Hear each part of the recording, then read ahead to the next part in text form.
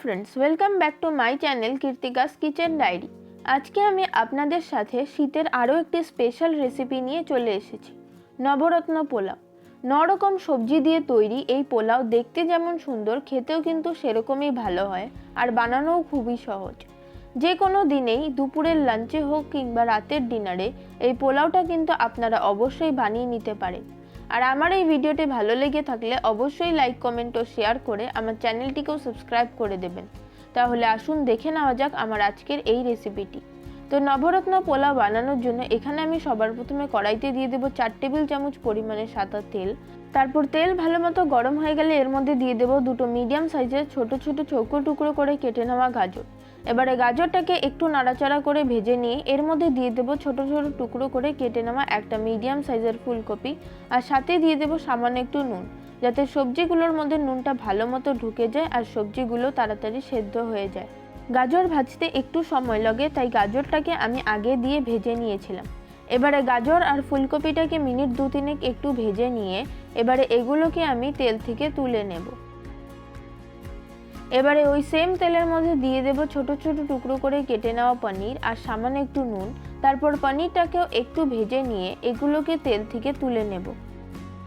তারপর সমস্ত পনিরের টুকরোগুলোকে তুলে নেওয়ার পর এর মধ্যে দিয়ে দেব 10 থেকে 12টা ছোট ছোট টুকরো করে কেটে নেওয়া বিনস। তারপর বিনসটাকে হালকা করে একটু ভেজে নিয়ে দিয়ে দেব একটা মিডিয়াম সাইজের টুকরো করে কেটে নেওয়া ক্যাপসিকাম, দেব হাফ কাপ পরিমাণে কড়াইশুঁটি, দেব কিছুটা কাজু আর কিশমিশ, দেব 1/4 কাপ পরিমাণে সুইট কর্ন, আর সাথে দিয়ে দেব হাফ চা চামচ পরিমাণে নুন। এখানে সমস্ত সবজিগুলোর পরিমাণ কিন্তু আপনারা আপনাদের ইচ্ছে মতো কম বেশি করতে পারেন। এবারে সমস্ত সবজিগুলোকে আমি মিডিয়াম ফ্লেমে মিনিট 3 সময় একটু ভালো করে ভেজে নেব। তারপর সব কিছুকে ভেজে নেওয়া হয়ে গেলে এগুলোকে আমি একটা প্লেটের মধ্যে তুলে রেখে দেব।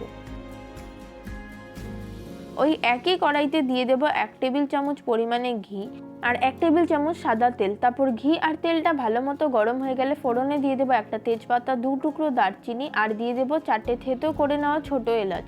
এবারে লো ফ্লেমে ফোড়নটাকে একটু ভেজে নেব। তারপর ফোড়নের থেকে সুন্দর একটা গন্ধ বেরোতে শুরু করলে এর মধ্যে দিয়ে দেবো আগে থেকে ধুয়ে ভিজিয়ে রাখা 1.5 কাপ পরিমাণে বাসমতি চাল। এই পোলাওটা কিন্তু গোবিন্দভোগ চাল দিয়ে হয় না, বাসমতি চাল দিয়েই বানাতে হয়। এবারে মিডিয়াম ফ্লেমে মিনিট 2-3 সময় ধরে চালটাকে একটু ভেজে নিতে হবে।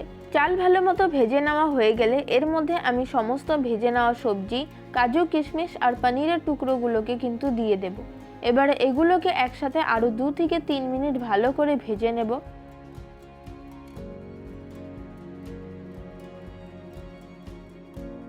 এবারে দিয়ে দেবো 1 চা চামচ পরিমাণে গরম মশলা গুঁড়ো আর দিয়ে দেবো 1 চা চামচ পরিমাণে জয়িত্রী আর ছোট এলাচের গুঁড়ো। 4টে ছোট এলাচ আর একটা জয়িত্রীকে আমি হালকা রোস্ট করে গুঁড়ো করে নিয়েছিলাম, সেটাকে এর মধ্যে দিয়ে দিলাম। এবারে মিডিয়াম ফ্লেমে সমস্ত কিছুকে মিশিয়ে দিচ্ছি। সব কিছুকে মিশিয়ে নেওয়ার পর এবার এর মধ্যে দিয়ে দেবো 1 কাপ পরিমাণে দুধ আর 1 কাপ পরিমাণে জলকে মিশিয়ে। যেই কাপ মেপে আমি চাল নিয়েছিলাম সেই কাপ মেপেই আমি জল আর দুধটা ব্যবহার করব। এখানে আমি 1.5 কাপ পরিমাণে চাল নিয়েছিলাম, তো তার জন্য দেব 1 কাপ দুধ আর 1 কাপ জল, মানে মোট 2 কাপ লাগছে সব মিলিয়ে। আপনারা যদি এই মাপটা ঠিক রাখতে পারেন তাহলে আপনাদেরও পোলাও কিন্তু একদম ঝরঝরে হবে। আর ওপর থেকে দিয়ে দেব একটু কেশর, এটা সম্পূর্ণ অপশনাল, আপনারা চাইলে নাও দিতে পারেন। দেব 1 টেবিল চামচ পরিমাণে চিনি। এবারে সব কিছুকে মিশিয়ে ঢাকা দিয়ে 10 থেকে 15 মিনিট লো ফ্লেমে পোলাওটাকে একটু কুক হতে দেব। 15 মিনিট পর ঢাকা খুলে দেখুন আমাদের পোলাও কিন্তু মোটামুটি তৈরি হয়ে গেছে আর চালটাও সেদ্ধ হয়ে গেছে, কিন্তু এখনও একটু ভিজে ভাব আছে। আমি এই অবস্থাতেই গ্যাসের ফ্লেমটাকে কিন্তু বন্ধ করে দেব। ভালো করে একবার মিশিয়ে নিচ্ছি। এবারে ঢাকা দিয়ে আরও 10 মিনিট আমি এইভাবেই রেখে দেব। 10 মিনিট পর ঢাকা খুলে দেখুন একদম ঝরঝরে নবরত্ন পোলাও কিন্তু তৈরি হয়ে গেছে। এবারে এটাকে আমি গরম গরম সার্ভ করব। আমার এই রেসিপিটা আপনাদের কাছে কেমন লাগলো অবশ্যই কমেন্ট করে জানাবেন। ভালো লাগলে অবশ্যই একবার এইভাবে বাড়িতে নবরত্ন পোলাও বানিয়ে দেখবেন, আশা করছি সকলেরই খুব ভালো লাগবে।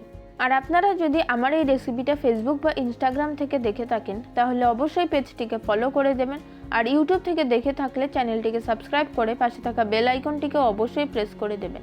আজকের মতো ভিডিওটা এখানেই শেষ করছি। দেখা হবে পরের ভিডিওতে নতুন কোনো রেসিপির সাথে। সকলে খুব ভালো থাকবেন, সুস্থ থাকবেন। ধন্যবাদ।